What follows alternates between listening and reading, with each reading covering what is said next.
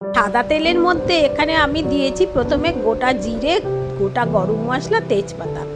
আলুগুলো একটু বড় করে কেটে প্রথমে একটু দিয়ে নেড়ে নেবো। একটা শুকনো লঙ্কাও ফোড়নে দিয়েছিলাম। আর দিয়েছি ফুলকপি আলু একটু ভালো করে ভেজে নেবো প্রথমে।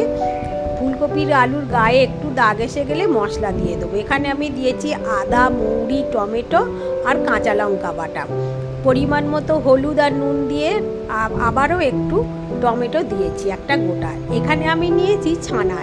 ছানাটা জল শুদ্ধই তরকারিতে দিয়ে দিলাম। ছানার জল খুবই উপকারী হয়, সেই জন্যে জলটা না ফেলে ছানাটা জল শুদ্ধই আমি এতে দিয়ে দিয়েছি। আর দিয়ে দিয়েছি একটু ভালো ঘি দিয়ে এটা ফুটতে দিতে হবে। প্রথমে খানিকক্ষণ আলু কপিটা একটু ফুটে সিদ্ধ হয়ে যাবে। সিদ্ধ হয়ে গেলে এতে একটু গরম মশলা গুঁড়ো দিয়ে একটা পুষ্টিকর সুস্বাদু সবজি আমরা পেয়ে যাব। ভাত, রুটি